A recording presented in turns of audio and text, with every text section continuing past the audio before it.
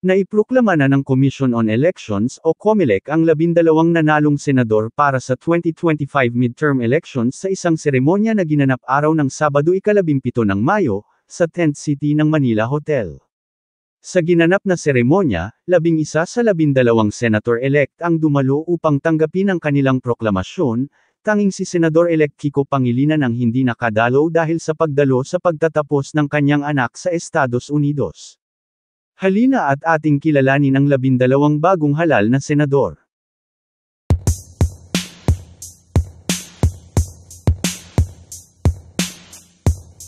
Amy Marcos. Si Amy Marcos ay nasa ika-12 pwesto kung saan nakakuha siya ng 13,339,227 na boto. Siya ay isang kilalang politiko sa Pilipinas. Anak siya ng dating Pangulong Ferdinand Marcos at ng dating unang ginang Imelda Marcos. Kapatid siya ng kasalukuyang Pangulo na si Pangulong Bongbong Marcos. Ito na ang kanyang pangalawang termino bilang senador.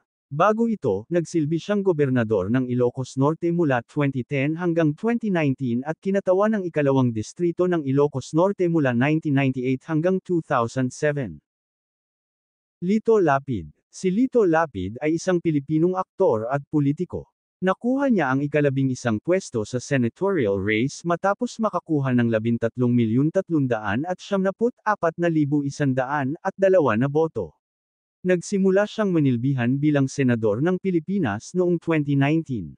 Bago ang kanyang pagiging senador, nagsilbi siyang gobernador ng Pampanga. Kilala rin siya sa kanyang mga pelikulang aksyon. Camille Villar. Si Camille Villar ay nakakuha ng 13,651,274 na boto at nasa ika-10 pwesto sa pagkasenador. Anak siya ni Manny Villar, isang dating senador at negosyante. Nanungkulan siyang kinatawan ng Las Piñas bago ang kanyang kandidatura sa pagkasenador. Naging deputy speaker din siya mula 2022.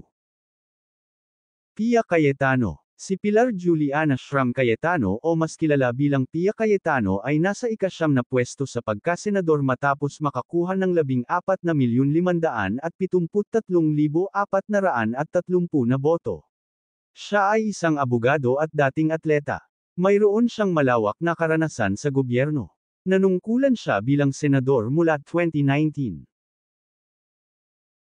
Tito Soto. Si Vicente Costello Soto III o mas kilala bilang Tito Soto ay isang kilalang artista at politiko sa Pilipinas. Nakuha niya ang ika-8 pwesto sa pagkasenador matapos makakuha ng 14,832,976 na boto. Nagsilbi siyang Senate President mula 2018 hanggang 2022 at may mahabang kasaysayan sa Senado. Ping Lacson. Si Panfilo Ping Lacson ay isang dating pinuno ng Philippine National Police. Nakuha niya ang ika-7 pwesto sa katatapos lang na halalan matapos makakuha ng 15,106,111 na boto. Matagal siyang nanungkulan bilang senador. Naupo siya sa Senado mula 2001 hanggang 2013 at 2016 hanggang 2022. Kilala siya sa kanyang paglaban sa krimen at korupsyon. Rodante Marcoleta. Si Attorney Rodante Marcoleta ay kinatawan ng party list na sagip mula pa noong 2016. Siya ay naging House Deputy Speaker ng 18th Congress mula 2019 hanggang 2022. Kilala siya sa kanyang pagiging isang kritiko ng ABS-CBN. Kilala rin siya bilang kaalyado ng mga Duterte.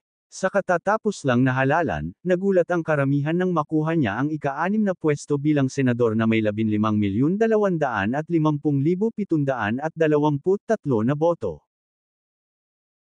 Kiko Pangilinan. Si Francis Kiko Pangilinan ay isang abogado at politiko.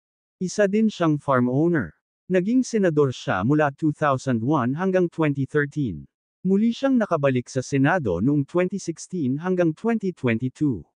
Nagsilbi siya bilang Minority Floor Leader mula 2004 hanggang 2008. Kumandidato siya bilang Vice President noong 2022 kung saan si Leni Robredo ang kanyang running mate sa pagkapangulo subalit nabigo silang manalo.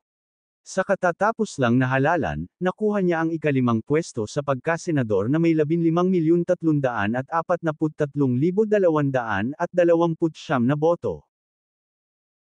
Erwin Tulfo. Si Erwin Tulfo ay isang news anchor, columnist at politiko. Kapatid siya ni Senador Raffy Tulfo at nang kumandidato rin sa pagkasenador ngunit nabigo na si Ben Tulfo. Siya ang representative ng party list na ACT-CIS. Nakuha niya ang ika-4 na pwesto sa katatapos lang na halalan na may 17,118,881 na boto. Ronald De La Rosa. Si Ronald Bato De La Rosa ay dating pinuno ng Philippine National Police. Nagsimula siyang manungkulan bilang senador noong 2019 hanggang sa kasalukuyan.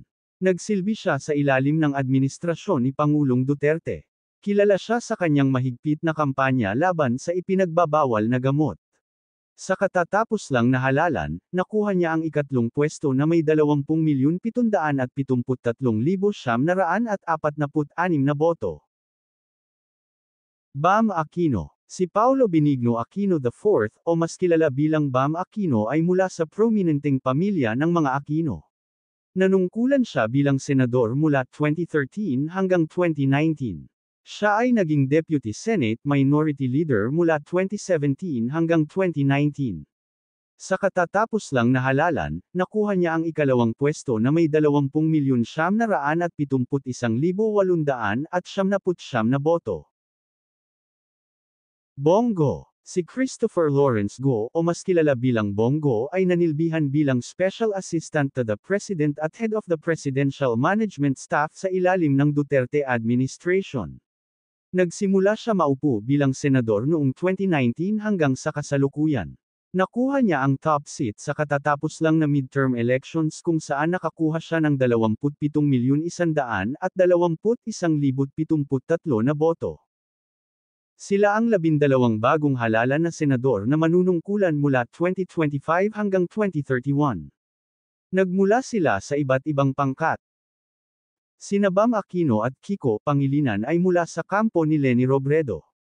Sina Erwin Tulfo, Ping Lacson, Tito Soto, Pia Cayetano at Lito Lapid ay mula naman sa administrasyon ni Bongbong Marcos.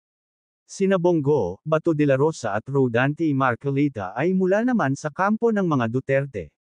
Samantalang sina Camille Villar at Amy Marcos ay dating mula sa kampo ng administrasyon na naging kakampi ng kampo ng mga Duterte. Ano ang reaksyon ninyo dito? Ipaalam sa amin ang inyong saloobin sa pamamagitan ng pagkomento sa ibaba. Maraming salamat po.